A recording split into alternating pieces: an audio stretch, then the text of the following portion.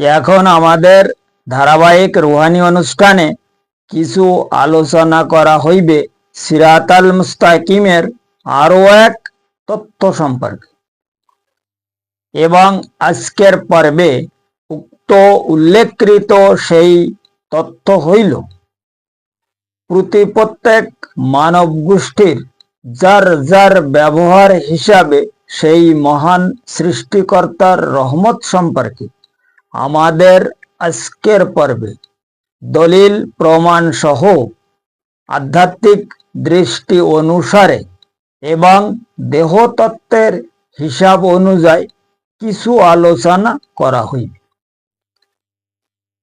কারণ উক্ত উল্লেখকৃত সেই মহাকঠিন রুহানি বিষয়কে যদি সঠিকভাবে উপলব্ধি করা যায়, তবে বর্তমান জামানার প্রত্যেক মানব গোষ্ঠীর যার যার ব্যবহার হিসাবে সেই মহান সৃষ্টিকর্তার রহমত সহ এবং সিরাতাল মুস্তাকিমের হাকিকত সম্পর্কে জামানার প্রত্যেক ব্যক্তি আরো বহু এলেম অর্জন করার জন্য সঠিক রুহানি হিসাব অনুযায়ী এবং বাতিনি তালিম অনুসারে আরো বহু এলেম অর্জন করিতে সক্ষম হইবে ইনশাআল্লাহ তাআলা।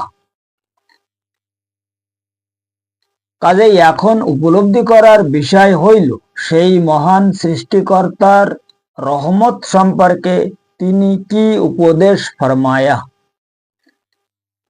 কারণ তাহার রহমত সম্পর্কে তিনি দুনিয়ার প্রত্যেক মানব গোষ্ঠীগুণকে সঠিক রুহানি তালিম অনুযায়ী বাতিনি রাস্তাকে ইশারা করিয়া দেহতত্ত্বের হিসাব অনুসারে এবং এলমে তাসাব মতে লাদুনী শক্তির অনুসন্ধানকে হাদিস কুদসির মাধ্যমে সেই মহান নবী পাক সালাতুসালামের উক্ত মহা ওয়াসিম জবান মোবারকে সিরাতাল মুস্তাকিমের প্রমাণ সহ মানব মুক্তির আসল উপায়কে তাহার রুহানি সংবিধান অনুসারে তিনি খোদ এরশাদ ফরমায়া মানব গোষ্ঠীর ব্যবহার হিসাবে তাহাদের প্রতি আমার রহমত প্রদান ফরমায় এবং আমি তাহাদের সঙ্গে সর্বসময়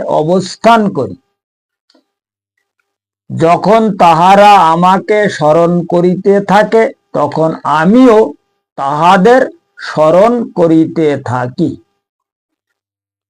এবং এই একই কথা তিনি তাহার আল কোরআনে এরশাদ ফরমায়।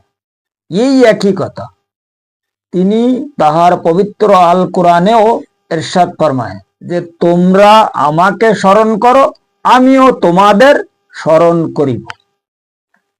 এই একই কথা, এই হাদিস কুদসিতে যে কথা তিনি এরশাদ ফরমায় সেই এই কথা তিনি তাহার পবিত্র আল কোরআনেও এরশাদ ফরমায় যে তোমরা আমাকে স্মরণ করো, আমিও তোমাদের স্মরণ করিব।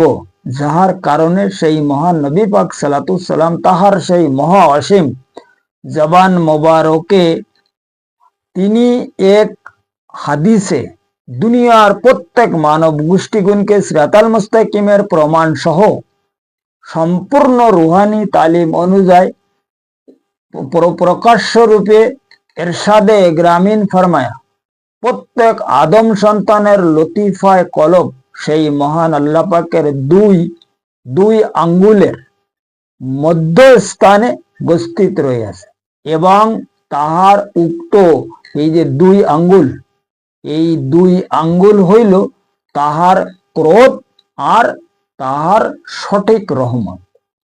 যে সময় তিনি ক্রোধ অবস্থা আসে তখন তাহার এক আঙ্গুল ওঠে বান্দার প্রতি বা মাকলুকের প্রতি, এবং তিনি যখন রহমত অবস্থায় আসে তখন আদম সন্তানের প্রতি আরেক আঙ্গুল ওঠে। এখন রহমত অবস্থায় যে নজর বা যে আঙ্গুল তার তিনি উঠায় এটা হইল তাহার মানে রহমতের আঙ্গুল, আর এই ক্রোধ অবস্থায় যে আঙ্গুল ওঠায় ও আরেকটা আঙ্গুল। তাই এখানে হুজুর আকরাম সাল্লাল্লাহু আলাইহি সাল্লাম পরিষ্কার ভাবে হাদিসের ভাষায় তিনি ইরশাদ ফরমায় যে প্রত্যেক আদম সন্তানের লতিফায়ে কলব আল্লাহ রাব্বুল আলামিন ইজ্জতের 2 আঙ্গুলের মাঝখানে গচ্ছিত রয়েছে।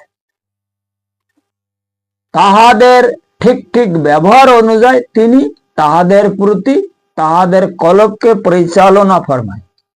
এই হইল যার যার ব্যবহার হিসাবে সেই মহান সৃষ্টিকর্তার সঠিক রহমত হাসিল সম্পর্কে সামান্য কিছু রুহানি আলোচনা এবং সিরাতাল মুস্তাকিমের আরো এক তথ্য, যাহা দুনিয়ার প্রত্যেক মানব গোষ্ঠীর পরিষ্কারভাবে উপলব্ধি করার আসলে খুব দরকার আছে বলিয়া আমি মনে করি। কারণ এই এই যে কথা আলোচনা করা হইল, মতলব কি বলে এটারে, যার যার ব্যবহার হিসাবে সেই মহান সৃষ্টিকর্তার রহমত, সেই মহান সৃষ্টিকর্তার রহমত। এখন এই যে সিরাতাল মুস্তাকিমের যে বিষয়, এটা যতক্ষণ পর্যন্ত মানুষ উপলব্ধি করিতে সক্ষম না হইবে ততক্ষণ পর্যন্ত এই সৃষ্টিকর্তার রহমত সম্পর্কে কোনো ব্যক্তি উপলব্ধি করিতে কোনো মতে সক্ষম মোটেও নহে।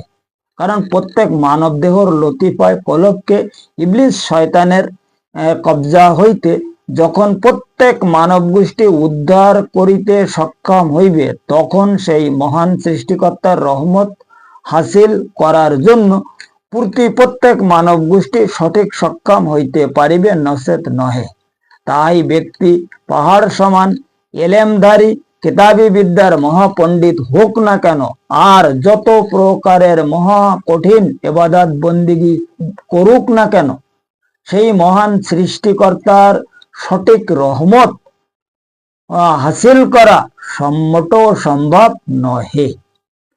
যার কারণে মানব দেহর লতিফায় কলবকে শয়তানের কবজা হইতে মানব গোষ্ঠীগুণকে উদ্ধার করার জন্য সেই মহান আল্লাহ পাক বিভিন্ন জায়গায় বিভিন্ন কায়দায় তিনি কোরআন শরীফে ইরশাদ ফরমায় এবং পরিষ্কারভাবে সূরা মায়েদার 35 নম্বর আয়াতে তো ফরমায়া, ওয়াবতাগু ইলাইহিল ওসিলাতা ওয়াজাহিদুল ফি সাবিলিল্লাহি লাআল্লাকুম তুফলিহুন, যে তোমরা যদি আমার নৈকট্য হাসিল করিতে চাও তা আমার নৈকট্য প্রাপ্ত বান্দার মাধ্যমে আমার রাস্তায় জিহাদ করো।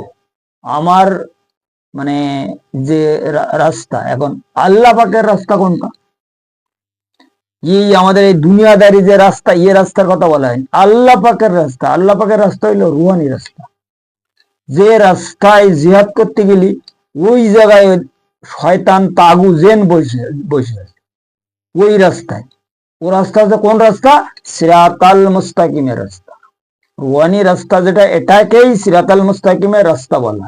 এখন ওই রাস্তায় তো তাগু জেন বসে আছে। এই তাগু জিন সম্পর্কে এই আয়াতে এখানে বলা হয়েছে অপ তাগু, এই যে তাগু জিন, এ এক জাতীয় বহুত শয়তান জিন, যারা মানব গোষ্ঠীর এই রুহানি রাস্তার চরম শত্রু। এবং এই তাগু জিন সম্পর্কে এর আগে আমি বহু আলোচনা করেছি। এখন এই তাগু জিনের যে প্ররোচনা, যে শয়তানি, এটাকে উদ্ধার করার জন্য, এর এই যে চক্র হইতে মানুষকে উদ্ধার হইবার জন্য আল্লাহ পাক পরিষ্কার ভাবে এই কোরআন শরীফের মধ্যে বিভিন্ন জায়গায় তাহার ওসিলা, তাহার নৈকট্যপ্রাপ্ত বান্দার ওসিলার বিষয় তিনি তাগিদ ফরমায়। কিন্তু আমরা তো যার যার ইচ্ছা মতন ইবাদত বন্দিগিরি করিতেছি। না আমরা ওসিলা মানি, না আমরা নবীর আহলে বায়াত মানি, না নবীর হুকুম মানি, না কোরআনের আইন মানি। এখন কোরআন হইল আল্লাহ পাকের ফরমান, আর হাদিস হইল হুজুর পাকের ফরমান। এখন এই হাদিস কোরআনের মধ্যে প্রায় সব জায়গায় দেখা যাচ্ছে ওসিলা ছাড়া কোনো কিচ্ছু হয় না। এবং এত দেখো এমন এক সমস্যা, আল্লাহ পাক খোদ যখন এই দুনিয়ার জমিনে তার আসমানি কিতাব নাজিল ফরমায়া, তিনিও জিব্রাইল ফেরেশতার ওসিলার মাধ্যমে নাজিল ফরমায়া, কারণ তিনি তো খোদ আল্লাহ। তিনি তো মনে করলি যে কোনো অবস্থায় যে কোনো কিছু করার মতলব মানে সর্বশক্তির অধিকারী। কিন্তু তিনি জানতেন যে আমি যদি আমার এই ওহি কোনো প্রমাণ প্রুফ সহ ওসিলার মাধ্যমে না পাঠাই, এই মাঝখানে ওস্তাদ এসে ডিস্টার্ব করে দেবে।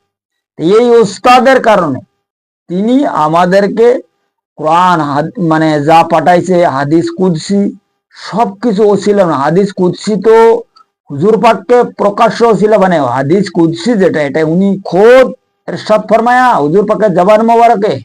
এখানে ওসিলা কেটা? হুজুর পাক। আর কোরআনের ওসিলা কেটা? জিব্রাইল। এখন এইভাবে যদি আমরা যদি সেই মহান বারে এলাহি, সেই মহান সৃষ্টিকর্তা যিনি আমাদের মালিক, তিনি ওসিলা গ্রহণ করতে পারে, আর আমরা ওসিলার কোনো ধারধারি না, কোনো ওসিলার দরকার। আমরা ডাইরেক্ট আল্লাহর কাছে ডাকতেছি, আল্লাহর কাছে ইবাদত করতেছি, ডাইরেক্ট আল্লাহর বন্দিগিরির মাধ্যমে আমরা মুক্তির বিষয়টা নিয়ে একটা বিরাট চিন্তা ভাবনা আছি। তাহলে এখানে পরিষ্কার ভাবে চিন্তা করতে হবে। এই আজকের আমার প্রোগ্রামের নাম কি? যার যার ব্যবহার হিসাবে সেই মহান সৃষ্টিকর্তার রহমত। এখন আমাদের যার যেরকম ব্যবহার, তিনি সেরকম মানে রহমত আমাদের প্রতি নাজিল ফরমাচ্ছেন, তাই না? এখন এই সিরাতাল মুস্তাকিমের যে বিষয়টা, এটা প্রত্যেকে জানে এবং প্রত্যেকে মানেও। লেকিন সিরাতাল মুস্তাকিমের যে অরিজিনাল বিষয়, এটা হচ্ছে রুহানিগত বিষয়। এটা জিসমানিগত বিষয় মোটেও নহে, এবং জিসিমের সঙ্গে সিরাতাল মুস্তাকিমের কোনো সম্পর্ক মোটেও নয়। সিরাতাল মুস্তাকিম মানে হইল কি? রাস্তা। আর এই তরিকা মানেও রাস্তা। তো সিরাতাল মুস্তাকিমকে সরল সহজ ভাবে বোঝার জন্য হুজুর আকরাম সালাতুসালাম তাহার তরিকাকে তিনি দুনিয়ার জমিনে মানে সংবিধানের মাধ্যমে একটা ম্যানিফেস্ট ফরমায়া যে তোমরা আমার হিদায়তের রাস্তা হইতে কোনো সময়ের জন্য বঞ্চিত হবা না, যদি আমার যে ম্যানিফেস্ট, আমার যে তরিকা, এই তরিকা অবলম্বন করো। সে তরিকা হচ্ছে কি? মান সালাকা তরিকি ফাহুয়া আওলাদি। এখন উনার যারা আওলাদ, উনার যারা নায়েব, তাহাদের হুকুম আহকাম, তাহাদের নির্দেশ, তাহাদেরকে ফরমাদার হওয়ার জন্য তিনি নির্দেশ ফরমায়। এই হইল মতলব কি কয়, এটা সিরাতাল মুস্তাকিমের মূল মগজ। এখন সিরাতাল মুস্তাকিমের রাস্তায় যতক্ষণ পর্যন্ত আমরা চলিতে সক্ষম না হব, ততক্ষণ পর্যন্ত আল্লাহর রহমতের আশা করা আমাদের পক্ষে সম্পূর্ণ বৃথা। কারণ এই যে হাদিস কুদসির মাধ্যমে তিনি পরিষ্কার ভাবে ইরশাদ ফরমায়া যে আমি বান্দার সঙ্গে সর্বসময় উপস্থিত থাকি, এবং বান্দা যেমন ব্যবহার করে আমিও তেমন রহমত তার উপরে প্রদান ফরমাই। তারা যদি আমার সঙ্গে সৎ ব্যবহার করে তাহলে আমার সঠিক রহমত সে পায়, তারা যখন দুর্ব্যবহার করে তারা আমার ক্রোধের মধ্যে থেকে যায়। কথা বোঝা গেছে? এই হইল মানে সিরাতাল মুস্তাকিমের যে মেন বিষয়টা। সিরাতাল মুস্তাকিমের যে মেন বিষয় এটা হচ্ছে এই। এখন এখানে মানুষ যত প্রকারের চিন্তা গবেষণা করুক না কেন, আর যত প্রকারের ইবাদত বন্দিগিরি করুক না কেন, হজ যাকাত কলমা কালাম বিশাল মানে এ জামাত সে জামাত, কত জামাত দুনিয়ায় 3-20-13 ফেরকার মধ্যে আমরা যতই চিল্লা চোট লাফালাফি করি না কেন, কোন সময়ের জন্য আল্লাহর রহমত তার নির্ধারিত হিসাব অনুযায়ী, তার যে মেহবুবের যে সংবিধান, এর মধ্যে যতক্ষণ পর্যন্ত মানুষ সামিল না হতে পারবে তার রহমত কোনো সময় পাবে না। কারণ পরিষ্কার ইবাদত সম্পর্কে অর্থাৎ নামাজ সম্পর্কে হুজুর পাক ফরমায়া লা সালাতা ইল্লা বেহুজুরিল কলব।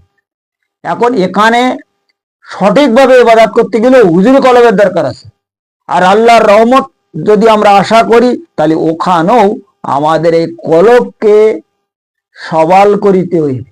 কারণ আল্লাহ যা কিছু মানে আমাদের এই যে আদম সন্তানের বনি আদমকে প্রদান ফরমায় কলবের মাধ্যমে ফরমায়। তাই এখানে হুজুর পাক পরিষ্কার ভাবে এই হাদিসে ফরমায়া যে আদম সন্তানের লতিফায় কলব সেই মহান আল্লাহ পাকের 2 আঙ্গুলের মধ্যস্থানে অবস্থিত রইয়াছে, তাহাদের ব্যবহার অনুযায়ী তিনি ব্যবস্থা ফরমায়। উনি দুনিয়াওয়ালাদের যে উপদেশগুলো দিয়ে গেছে, এই উপদেশগুলো যদি মেনে কেউ চলে আর এই উপদেশের ওপরে কেউ তার আদর্শ গ্রহণ করে, কোন ব্যক্তি হিদায়াতের রাস্তা থেকে বঞ্চিত হবে না। তিনি তাহার পবিত্র জবান মোবারকে তাহার বিদায় হজে তিনি পরিষ্কার ভাবে ইরশাদ ফরমায়, উসকুর রাসূল কুমুল্লাহে ফি আহলে বায়াতি। কিন্তু আমরা যারা এই ওসিলা মানিনে, ওসিলার ধারধারিনে, ওসিলা বুঝিনে, ওসিলা বোঝার চেষ্টা করিনে, তারা পরিষ্কার ভাবে বুঝুক তারা আসলে নবীর উম্মত কিনা। ইবাদত তো আমরা খুব করতেছি, লেকচার তো আমরা খুব দিচ্ছি, আমরা তাবলিগ জামাতের আমির, জামাতের আমির, ও জামাতের নেতা, ইসলাম সেই ইসলাম, কত ইসলাম নিয়ে যে আমরা ঘুরে বেড়াচ্ছি। এ তো আমরা সবাই ইনশাআল্লাহ তাআলা এ ব্যাপারে আমরা বিশাল স্বয়ংসম্পূর্ণ। কিন্তু এখানে মেন ইসলাম যিনি নিয়ে আসছে, তিনি যে সংবিধান আমাদের জন্য মানে প্রদান ফরমায়া, তা আমরা কেউ মানি। কথা বোঝা গেছে?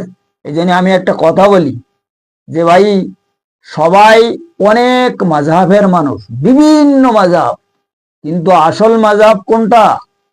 এটা হচ্ছে উম্মতে মুহাম্মাদি হওয়া। কিন্তু আমরা উম্মতে মুহাম্মাদি হতে থেকেও চাচ্ছি, কারণ হুজুর পাক আমাদের যে টাইটেল দিয়ে গেছে উম্মতে মুস্তাফা হওয়ার জন্য, আমার কাছে পছন্দ হয় না। আমরা কি তাবলিগ জামাত, জামাত, সে জামাত, কত জামাত দুনিয়ায় আমরা কত কিছু খাড়া করে রাখি, জামাত ইসলাম, নিজামী ইসলাম, ইসলাম, সে ইসলাম। ভাই প্রথমে সব ইসলাম কায়েম হবে যখন তোমার এই সিনার মধ্যে যে লতিফায় কলব উপস্থিত রাখা আছে, এই কলবকে শয়তানের কবজা হইতে উদ্ধার করিয়ে এর সওয়াল করে এর সওয়াল সক্ষম করানো যাবে, কলবের তাসফিয়া হবে, হকুল একিন আসবে। তো কলবের তাসফিয়া আর হকুল একিন আসতে গেলে এর আগে করতে হবে নফসের তাজকিয়া। নফসের তাজকিয়া, কলবের তাসফিয়া, হকুল একিন, কাশফি ইমান, তাজাল্লি রুহু, পানাফিল্লার যে মোকাম, এই সমস্ত গুলো যদি কেউ অতিক্রম করিতে পারে, তখন নবীর উম্মত হিসাবে দাবি করা যাবে। আর যতক্ষণ পর্যন্ত নবীর উম্মত না হবে, ততক্ষণ পর্যন্ত কোন ব্যক্তি আল্লাহর বান্দা নহে। কথা বুঝছেন? এই আছে মেন বিষয়। আল্লাহর বান্দা হতে গেলে প্রথমে নবীর উম্মত হওয়া লাগবে। তাই তিনি কোরআন শরীফে পরিষ্কার ভাবে ফরমায় যে তাহারা যদি আমাকে ভালোবাসিতে চায়, তো সর্বপ্রথমে আপনাকে অনুসরণ করুক, আপনি তাহাদেরকে কান খুলে খুলে ফরমায় দিন। আর তিনিও পরিষ্কার ভাবে ফরমায়া যে তোমরা তোমাদের পিতা মাতা, ভাই ব্রাদার, স্ত্রী পুত্র, আত্মীয় স্বজন, মাল দৌলত, দুনিয়ার সবকিছু হইতে যতক্ষণ আমাকে মহব্বত করিতে সক্ষম না হবো, আমাকে অনুসরণ করিতে সক্ষম না হবো, ততক্ষণ পর্যন্ত কোনো ব্যক্তি মুমিন হইতে পারবে না। এখন তাহাদের যে ফরমান, আল্লাহ এবং তাহার রাসূলের কি ফরমান, তো আমরা কেউ মানিনি। আমরা কি করতেছি? আমাদের নিজের ব্যক্তিগত মন গড়া ইবাদত করতেছি, যেটাকে ইংরেজিতে কি বলে, এটার এই যে ইবাদত, এই ইবাদতের বলা হয় কি, মানে আমাদের মন কি বলা হয়, এটা মন মতন ও ইবাদত। এই মন মতন ইবাদতের আমাদের আসলে ওসব ভাষায় আমি জাতি যাচ্ছি না, অনেক লম্বা হয়ে যাবে না, অনেক কথাবার্তা বড় হয়ে যাবে না, অধিক যাচ্ছি। এখন এই যে ইবাদত, ইবাদতের আসলে কোনো ভ্যালু, আমার যেটা আমি বুঝি, আমার যেটা জ্ঞানে বলে, কারণ কোরআন এবং হাদিসের মধ্যে যে সমস্ত কথাবার্তা বলা আছে সব কথা হচ্ছে রুহানিগত ব্যাপার। এখন আমরা ওইটা জিসমানিগত ব্যাপার নিয়ে আমরা এইটা মানে রিলিজেন্টের মধ্যে নিয়ে করতে, এটা তো রিলিজেন্ট বলে।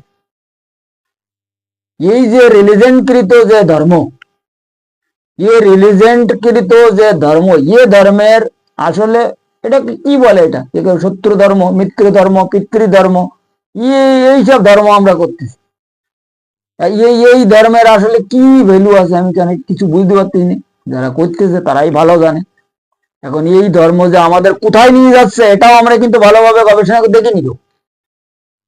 মেন বিষয় হচ্ছে কি ভাই, আমরা যে এই রাস্তায়, ধর্মের রাস্তায় এত কষ্ট করতেছি, এত টাইম ওয়েস্ট করতেছি, এত অর্থ সম্পদ ব্যয় করিতেছি, কিন্তু এতে আমাদের যে কিছু উপকার হচ্ছে কিনা এটা তো জানার বিষয় প্রথমে না। এটা যদি আমরা না বুঝতে পারি, আমাদের যে এইটা করি, আমাদের এই হইল, আমরা এত কষ্ট করলাম 5 দিন 10 দিন কি 20 দিন কি 41 দিন, তো এটা আমরা কি পেলাম? আমাদের কলব তো ওই শয়তানের কবজায় পড়ে আছে। হ্যাঁ, কলবের মধ্যে, দিলের মধ্যে তো লতিফা নফস ঢুকে বসে আছে। আর নফস, লতিফা নফসের প্রথম নাম হইল আম্মারা, আর আম্মারা রূপ হইল কুত্তা। তো কুত্তা আমাদের নফসে, দিলের মধ্যে ঢুকে আমাদেরকে সবসময় কুমন্ত্রণা দিতেই আছে। আমরা তো যত কিছু করতেছি না কেন, এর নামে গিবত করতেছি, ওর নামে কি বলতেছি, ওর নামে কি হচ্ছে, কি আমরা বলতেছি না, এটা ও বলাচ্ছে। আল্লাযিনা ইউয়াস উইসু ফি সুদুরিন নাস মিনাল জিন্নাতে ওয়ান নাস। জিন আমার সিনার মধ্যে বসে আছে, আবার আরেকজনের সিনার মধ্যে বসে। এখন আমার সিনার থেকে আমাকে তো কুমন্ত্রণা দিচ্ছে, আবার আমার মাধ্যমে তাহাকেও কুমন্ত্রণা দেওয়া, এবং ওই আরেকজনের সিনার মধ্যে যে আছে ওকে তো কুমন্ত্রণা দিচ্ছেই, আবার ওর মাধ্যমে আরেকজনের কুমন্ত্রণা দেওয়া হচ্ছে। এটা হচ্ছে শয়তানের মাস্টার প্ল্যান। আর এই যে আলমে নাসুত, এই নাসুতের মালিক হচ্ছে সে, দুনিয়া হচ্ছে তার, আর এই দুনিয়ার সমস্ত অধিকার আল্লাহ তাকে দিয়ে দিয়েছে। এখন আমরা হচ্ছি এই দুনিয়ার একজন মুসাফির, তাই না? এখন আমরা এই শয়তানের দুনিয়ায় বসবাস করি, আমাদের যে ইচ্ছা মতন আমরা ইবাদত করব, আর আমাদের মন মর্জি আমরা মুক্তির বিষয়টা সাকসেসফুল হব, কোনো মতে আশা করা যাবে না। একটা কথা আজকে ভালোভাবে কান খুলে শুনে নাও, এই যে আলমে নাসুত, এই নাসুতের মধ্যে আদম সন্তানের কোনো অধিকার নেই। আদম সন্তানের অর্থাৎ বনি আদমের দুনিয়া হইল আলমে মালাকুত। আর এ কথা দুনিয়ার প্রত্যেকটা মানুষ জানে। হজরতে আদম আলাইহিস সালাম, যিনি আমাদের আদি পিতা, তাহাকে আলমে মালাকুত মোকামে জান্নাতের মধ্যে সৃষ্টি করা হইয়াছিল, তাহাকে এই দুনিয়ার মুসাফির হিসাবে পাঠানো হইয়াছে। তা আমরা তো সবাই মুসাফির। তা মুসাফিরি জিন্দিগির মধ্যে এত আরাম আয়েশ কোথার থেকে আসে? এত এত কিছু চিন্তা ভাবনা, এত আরাম আয়েশ, এত এত কথাবার্তা, এত আম্মারি তাম্মারি, এগুলো কোথার থেকে আসে ভাই? আমরা তো মুসাফির। আমাদের অরিজিনাল দুনিয়া হচ্ছে আলমে মালাকুত, কিন্তু আমাদের দুনিয়া সম্পর্কে তো আমাদের কিছু কোন কারো স্মরণ নেই না। এটা আমাদের স্মরণ করার সুযোগ শয়তান আমাদেরকে দিচ্ছে। আমরা কেবল এই এই মানে কি কয় এটারে, নামাজ পড়া শিখে নিছি, রোজা রাখা, হজ করা, জাকাত দেওয়া, এসব সহজ ব্যাপার কেতাবের মাধ্যমে, শরিয়াতের, সমাজের, নামাজের মাধ্যমে আমরা সব শিখে ফেলেছি। শিখে আমরা বিরাট আকারে মুসল্লি সেজে বিরাট কিছু হয়ে গেছি। এইবার বড় বড় মানে যারা পায়গম্বার, বড় বড় ওলি, বড় বড় মালব, যে সমস্ত হস্তি, তাদের নামে আমরা বিভিন্ন কথা বলি বেড়াচ্ছি। ওখানে যাওয়া শিরিক, ও বেদাত, ও কুফুর, মানে তাদের নামে। কারণ আমাদের নিজেদের তো ঠিক ঠিকানা নেই, কিন্তু যাহারা আল্লাহর নায়েব, নবী পাকের নায়েব, যাহারা অরিজিনাল সিরাতাল মুস্তাকিমের রাস্তায় কাজ করিতেছে, আমরা তাদের পিছনে তাদেরকে ফলো করে বড় বড় কথা বলছি। কারণ কি, আমরা তো বিশাল বড় মুসল্লি হয়ে গেছি না। अबे भाई, कुरान क्या फरमाया? कुरान फरमाया যে তাহাদেরকে আপনি বলিয়া দিন, তাহারা এখনো এখনো কোনো ইমানদার হয়নি, না তাদের মধ্যে ইমান প্রবেশ করানো হয়েছে। মমিন তো বহু দূরের কথা। ওই আরবিদের যে কথা কোরআন শরীফে সূরা হুজরাতে আল্লাহ রাব্বুল আলামিন ইজ্জত পরিষ্কার ভাবে কারাতিল আরাবু, এখানে আরবিদের নাম ধরে বলা হয়েছে। তাহলে এখানেও আমাদের একটু হুঁশ আসার কথা, যে তারা হুজুর পাকের কাছে সরাসর দাওয়াত গ্রহণ করার পরও, কলমা পড়ার পরও আল্লাহ বলতেছে তারা এখনো ইমানদার হতে পারেনি। কারণ কি? তাহাদের মধ্যে এখনো ইমান প্রবেশ করানো হয়নি। আর আমরা এই 3 কলমা শিখে একজনের পাকড়ি বান্ধাই দে আর কত কিছু করি, আমরা নিজেরা কি একটা বিশাল কিছু হয়ে যাচ্ছি। হ্যাঁ, কেটা বলিস কথাবার্তা? কোথার থেকে পেয়েছেন এসব কথাবার্তা? আমরা তাবলিগ জামাতের আমির কাদেরি আর সে কাদেরি, পতা নেই কত কাদেরি সেই যে বসে আছি আমরা, সেই যে লোকের পাগড়ি বান্ধাই দে সুন্নাতে রাসূলের দাওয়াত নে বিশাল বড় আমরা একটা সুন্নাতে রাসূলের ঠিকাদার হয়ে গেছে নাকি? আর আমরা বিশাল বড় সাহেব আর সে সাহেব সেই যে লোকের আমরা হেদায়েত করে বেড়াচ্ছি, তাই তো? তাহলে এই যে আরবিরা হুজুর পাকের কাছ থেকে সরাসরি দাওয়াত গ্রহণ করলো, যেখানে হুজুর পাক তাদের তালিম টিচিং দিচ্ছে, তাদের সম্পর্কে আল্লাহ কথা বললো কে? কোরআন শরীফে, এ তো কোরআনে লেখা রয়েছে না? তাহলে এই ব্যাপারটাও যদি আমরা একটু চিন্তা ভাবনা করি, তাহলে তো আমরা পরিষ্কার বুঝতে পারি ইসলামের রাস্তা হইল 2টা। একটা হচ্ছে ইকরারুম বিল লিসান, আর একটা হচ্ছে ওয়াতাসদীকুম বিল কলব। তো লেসানকৃত ইবাদতের মাধ্যমে বাবা কোন ব্যক্তি ইমানদার হতে পারবে না, আমার গ্যারান্টি। হাদিস সাক্ষী আছে, কোরআন গাওয়া আছে, এই প্রমাণ প্রুফ 2 জায়গায় দলিল আছে। আর এর আরো এক বড় প্রমাণ হইল কি? আল্লাহ পরিষ্কার কোরআন শরীফে বলতে চাচ্ছে, আমি ইমানদার তাহাকে মানি যাহার দিল আমার ইসমে আজম জিকির আল্লাহু আল্লাহু আল্লাহু করে, সেই ব্যক্তি আছে আমার নজরে ইমানদার, নচেত আর কোনো ব্যক্তি ইমানদার নহে। लेकिन আমরা আসলে এই জিনিসটা প্রথমে আমাদেরকে বোঝার দরকার যে বাবা আমরা ইমানদার কিনা, আমরা যে এত কিছু ইবাদত বন্দিগিরি করি আসলে আমরা ঈমান হাসিল করতে পারিস কিনা। যদি ইমানদার না হওয়া যায় এত কিছু করি, তাহলে লাফালাফি করে লাভ কি? আমাদের দুনিয়া ভরে লেকচার দেয়, আমাদের কি ফায়দা? হ্যাঁ, ও তো সোজা না। এখানে পরিষ্কার ভাবে বলা আছে এই যে নফসে মুতমাইনার যে হিস্টোরি, নফসে আম্মারা থেকে মুতমাইনা পর্যন্ত নিয়ে যাওয়া অত সোজা ব্যাপার না। ইমান বড় কঠিন জিনিস বাবা, ইমান বড় কঠিন জিনিস, কঠিন। এই জন্যই হুজুর পাক হাদিসে ফরমায়া আল ইমান বাইনাল খব ওর রেজা, ইমান হাসিল করা অত সোজা ব্যাপার না। এখন আমার উপদেশ হইলে এতটুকু, যদি কোনো ব্যক্তি এই আমরা শরিয়াত করি আর তরিকাত করি আর যে রাস্তায় চলি, কমসে কম ইমানদার হওয়া উচিত। যদি আমরা ইমান হাসিল না করিতে পারি, সেই দিন শেষ বিচার দিবসে আমাদের কোন রকমের উপায় থাকিবে না। ইয়াউমা লা ইয়ানফাউ মালু ওয়ালা বানুনা ইল্লা মান আতাল্লাহা বিকলবিন সালিম। এই দুনিয়ার শান-শওকত, স্ত্রী পুত্র বাল বাচ্চা, মা বাপ পিতা মাতা কেউ কোনো কাজে আসবে না সেই দিন, মাত্র কলবে সেলিম ছাড়া। এ কথা কোরআন শরীফে বলা আছে পরিষ্কার, আমি আমার মন গড়া কথা বলতেছি। আর কলবে সেলিম যার যার সিনার মধ্যে আল্লাহ পাক পরিষ্কার ভাবে স্থিত ফরমায়। এখন এর পরও যদি মানুষের কান না খোলে, কেউ কারো চোখ না খোলে, সে আলাদা কথা, সেটা তাদের ব্যাপার, এখানে আর কিছু বলার থাকে না। কথা বোঝা গেছে? এখন এই হইল মতলব আজকের পর্বে, যে যার যার ব্যবহার হিসাবে সেই মহান সৃষ্টিকর্তার রহমত সম্পর্কে সামান্য কিছু আলোচনা করা হইল। এর মাঝখানে অনেক বিভিন্ন কথা এসে গেছে আজকের আলোচনার মধ্যে, কিন্তু এইসব কথা দরকার আছে।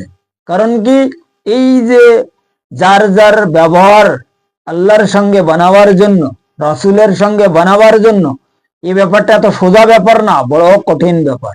কারণ এই ব্যাপারে যদি কারোর পরিষ্কার ভাবে আল্লাহ রাসূলের রহমতের আশা থাকে, সিরাতাল মুস্তাকিমের রাস্তায় চলার আশা থাকে, এই ব্যাপারে যদি কেউ উপলব্ধি করিতে চায়, ডেভেলপ হইতে চায়, তা ডেসক্রিপশনে আমার নাম্বার তো দেওয়া আছে, ওই নাম্বারে যদি কোনো বান্দা আমার সঙ্গে সম্পর্ক করে, তাহলে ইনশাআল্লাহ তাআলা তাদেরকে পরিষ্কার ভাবে বুঝাই দেওয়া হবে, দেখাই দেওয়া হবে, শিখাই দেওয়া হবে যে আমার যে দেখানো, শিখানো, বুঝানো, জানানো, চালানো, এর মধ্যে প্রত্যেকটা মানুষ পরিষ্কারভাবে উপলব্ধি করিতে সক্ষম হইবে যে তার উপরে আল্লাহর রহমত আসতেছে কি আসতেছে না।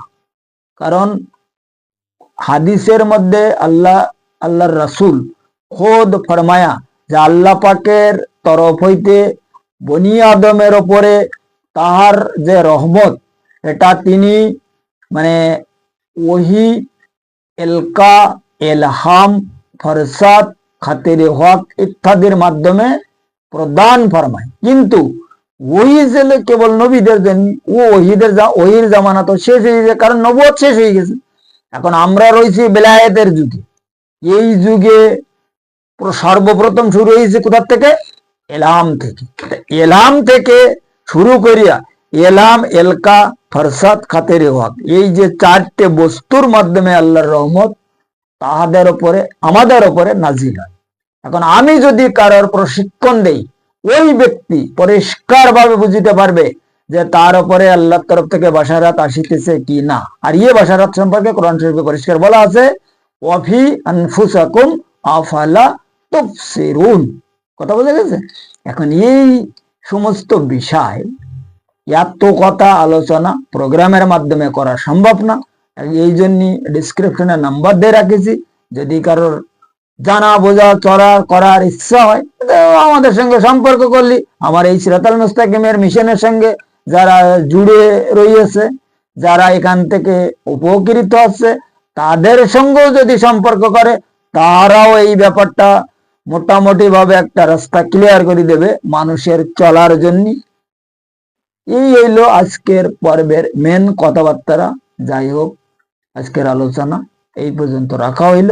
আগামী পর্বে সিরাতাল মুস্তাকিমের আরো অন্যান্য বিষয়ে কিছু আলোচনা, একদম সম্পূর্ণ এলমে তাসাউফ মতে লাদুনী শক্তির অনুসন্ধানকে মানব মুক্তির উপায় হিসাবে করা হইবে ইনশাআল্লাহ তাআলা, যদি আমার মুর্শিদ মাওলা তাহার নিজ গুণে তিনি আমার প্রতি দয়া ফরমায়।